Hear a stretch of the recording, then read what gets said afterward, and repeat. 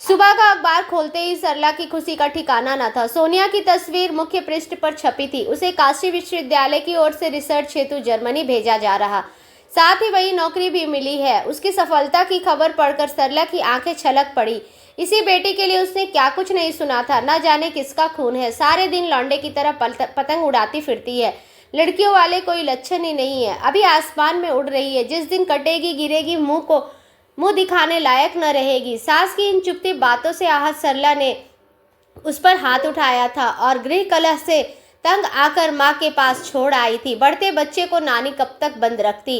तभी उसके बचपन की सहेली नीरा, जो वाराणसी के एक गर्ल्स हॉस्टल की वार्डन थी, उसने हॉस्टल भेजने की बात कही, जो सरला को जच गई। वो दिन और आज का दिन, बच्ची के पीछे मुड़कर देखा तक नहीं।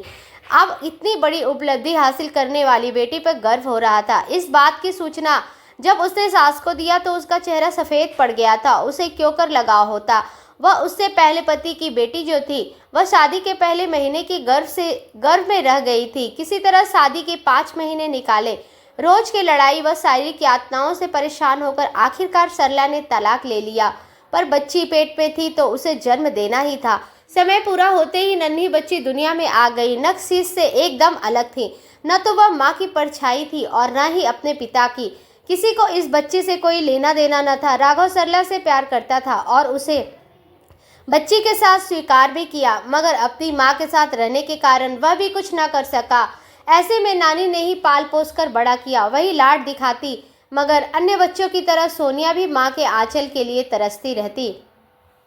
सरला को उसके दुखों का आभास था। जानती थी कि माँ की गोद के लिए सोनिया का मन तड़पता है, पर वह अपनी नई घर गृहस्थी में व्यस्त हो चली थी। बेटे का जन्म के बाद तो सोनिया का साथ रहा सहा भी जाता रहा। सब साथ रहते, हंसते बोलते, पर उसे सारे रिश्ते झूठे लगते, दिखावा लगता। अब इस छोटी सी उम्र में जिंदगी के हर थपेड़े से लड़कर उसकी बेटी विजेता बनी है। उसकी इस उपलब्धि की बधाई वह कलेजे से लगा कर देगी। सरला की ममता बेटी के मिलने के लिए तड़प उठी। उसके पास समय कम है। आज रात की फ्लाइट है। उसने तत्काल नीना को फ़ोन मिलाया और टिकट लेकर ट्रेन में बैठ गई। दिलदार नगर से वाराणसी पास ही है।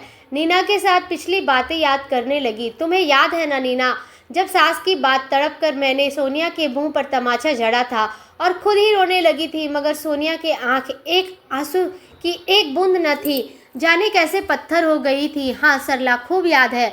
तुमने जब कहा कि उसके लिए क्या कुछ नहीं किया, तो उसने कहा कि सारी उम्र अपनी ममता से मरहूम रखा, नानी के पास छोड़ दिया। एक तरह से अच्छा ही किया।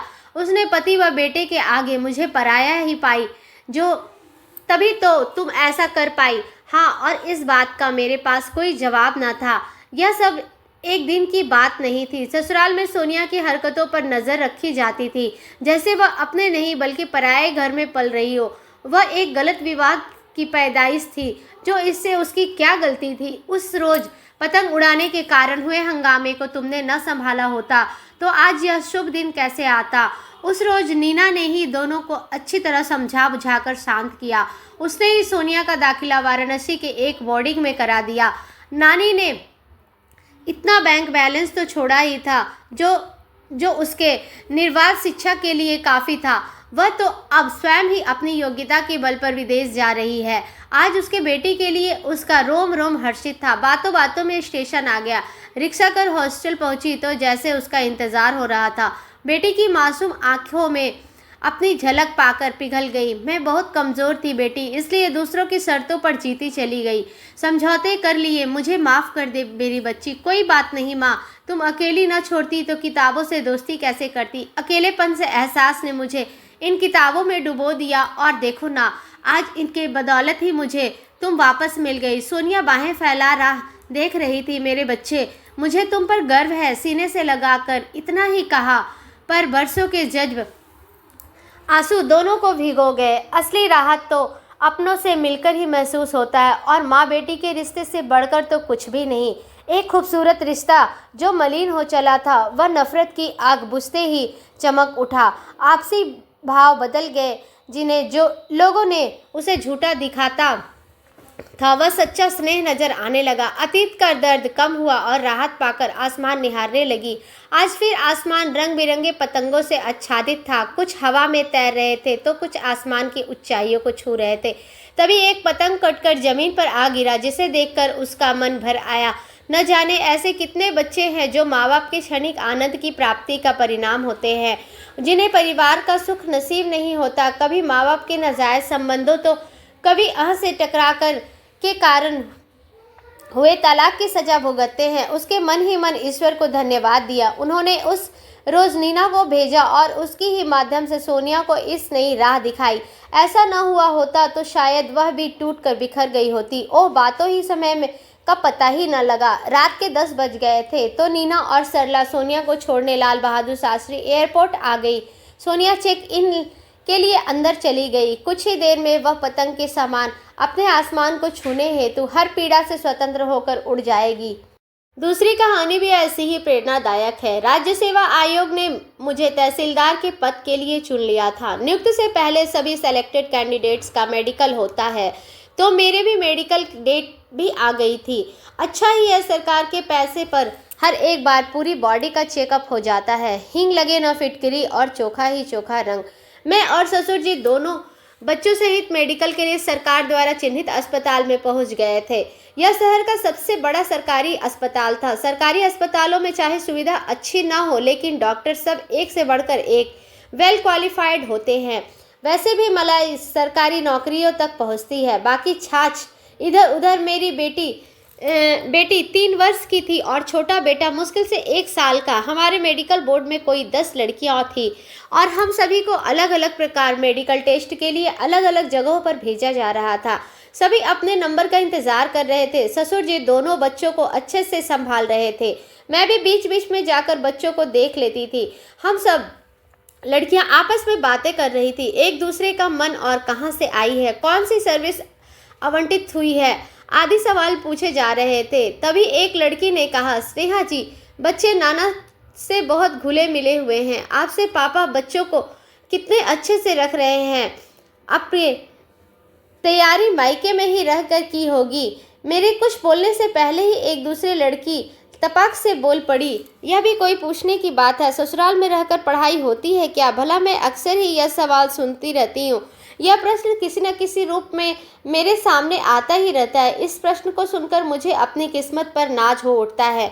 हो भी क्यों नहीं। शादी हुई थी तब मैं महज 18 साल की थी। 12वीं पास करते ही मेरी शादी कर दी गई थी। अपनी ज़िंदगी में कुछ करने मेरे सपने को एक झटके में तोड़ दिया गया था। हमेशा से ही एक मेधावी छात्र थी। मेरे अध्यापकों को ही नहीं, मेरे मम्मी पापा को भी मुझसे बड़ी उम्मीदें थी, लेकिन किस्मत को कुछ और ही मंजूर था। पापा का बिजनेस ठीक ठाक था। हमारा अच्छा खासा पिता परिवार था। पापा को बिजनेस में बहुत बड़ा घाटा लगा। हमारे घर दुकान सब बिक गए। हम किराए के मकान में रहने लगे। मम्मी अपनी कुछ जमा पूंजी और स्त्री धन से जैसे तैसे घर चलाने लगी। हम औरतें घर खर्च के लिए पैसे कुछ न कुछ बचाने की कला में माहिर होते हैं। यह पैसा हमारे किसी संदूक से सबसे नीचे या अलमारी में कपड़ों के नीचे दबा रहता है।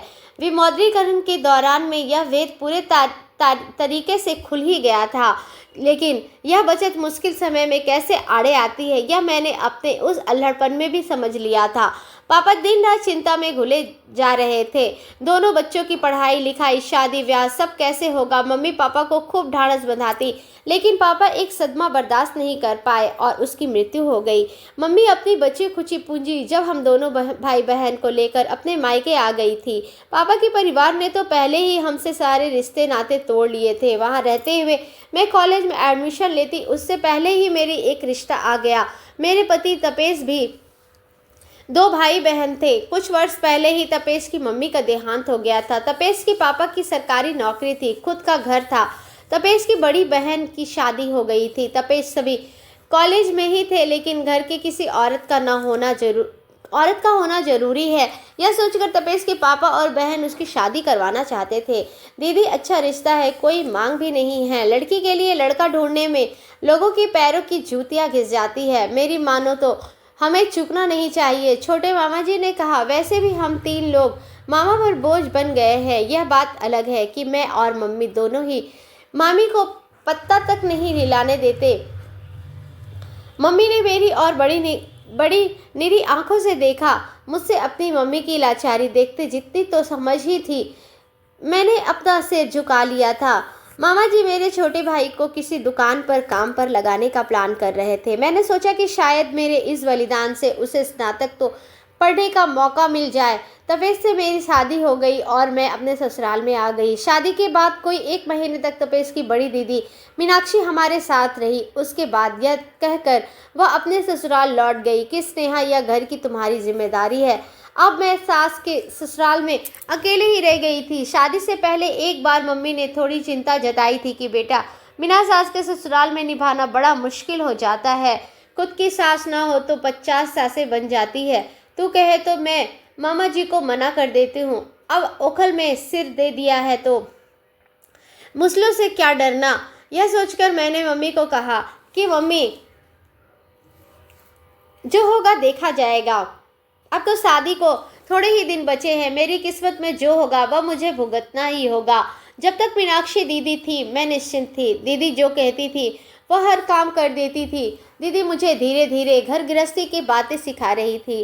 दीदी के जाते ही मैं थोड़ा चिंतित हो गई थी, लेकिन मेरी सारी चिंताएं निर्मूल साबित हुई। पापा जी और तपेश दोनों ही अपने सारे काम खुद कर लेते थे। मुझे तो बस रसोई की सब्जी बनानी होती थी और आटा गूंथना होता था। रोटी कभी मैं सेकती थी और कभी पापा जी। पापा जी अपना और तपेश जी का टिफ़िन भी पैक कर देते थे। मेरे आने के बाद भी पापा जी ने घरेलू सहायिका को नहीं हटाया था। झाड़ू पोछा बर्तन के लिए घरेलू सहायिका आती थी।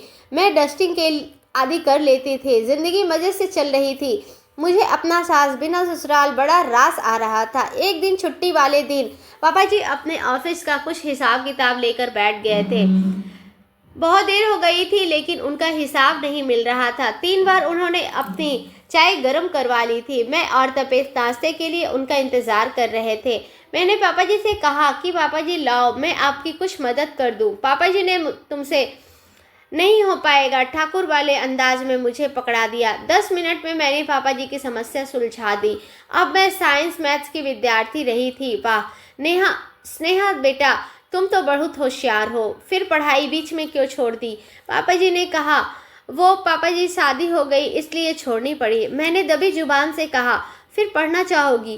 पापा जी ने पूछा। मैंने सहमति में अपना सिर हिला दिया और अगले सत्र में पापा जी ने मेरा एडमिशन कॉलेज में करवा दिया था। उधर तपेश ने भी MBA में प्रवेश ले लिया था।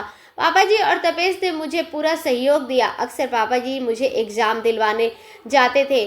जब अधिकांश लोग यही करते हैं कि आपके पापा आपके साथ आए। MBA के बाद तपेश की नौकरी लगी, लेकिन शर्त थी कि तपेश को साल में 4 महीने दुबई में रहना होगा। ऑफ़र बहुत अच्छा था। मैंने तपेश को यह मौका न छोड़ने के लिए मना किया था। मम्मी की निरी आंखों ने मुझे पैसे का महत्व भी अच्छे से समझा दिया था। पापा जी और तपेश के सहयोग से मेरा स्नातक पूरा हो गया था। इस बीच में एक बेटी की माँ भी बन गई थी। मेरी डिलीवरी ससुराल में ही हुई थी। पापा जी और मीनाक्षी दीदी सब संभाल लिया था। मुझे गर्भावस्था के दौरान भी पापा जी ने जरा सा कष्ट होने नहीं दिया। पापा जी और तपेश ने मेरा पूरा ख्याल रखा था। पापा जी ने तो डाइटिशियन से डाइट चार्ट तक बनवा लिया था और उसी के अनुसार मुझे खाना पीना देते थे। उधर मेरे भाई का भी स्नातक हो गया था तो भाई की क्लर्क की नौकरी भी लग गई थी और भाई एवं मम्मी मामा जी के घर को छोड़कर भाई की नौकरी वाले शहर रहने आ गए थे। स्थितियाँ सुधरती जा रही थी। बेटी होने के बाद मैं B.Ed करना चाह रही थी, लेकिन पापा जी ने कहा कि बेटा तू इतनी होशियार है, तू अधिकारी बन, राज्य सेवा आयोग की परीक्षा की तैयारी कर। पापा जी घर और बेटी को कौन देखेगा?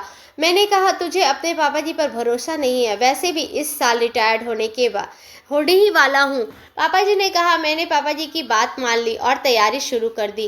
राज्य सेवा आयोग की एक वैकेंसी पूरा होने में 2 से 3 साल तक ले ही लेती है। परीक्षा भी 3 चरणों में होती है, प्री मेंस, लिखित और मेंस इंटरव्यू। मेरे हर चरण को पार करने पर पापा जी खुशी से नाचने लगते हैं। मैंने उन्हें उतना खुश कभी नहीं देखा था। इसी बीच में दूसरी बार गर्भवती हुई। पापा जी इस खबर से थोड़ा परेशान हुए और नाराज भी। परीक्षा की तैयारी और गर्भावस्था में सब कुछ कैसे करूंगी, लेकिन पापा जी ने मुझे परीक्षा की तैयारी से कोई कोताही नहीं बरतने दी। मेरे दोनों बच्चों और घर को अच्छे से संभाल लिया। आज मेरे साथ मेडिकल के लिए आए हैं। नहीं, ये मेरे ससुर जी हैं। मैंने मुस्कुराकर कहा। मेरे अधिकांश लड़कियों की आंखों में पापा जी के लिए प्रशंसा और मेरे लिए ईर्ष्या देखी। धन्यवाद।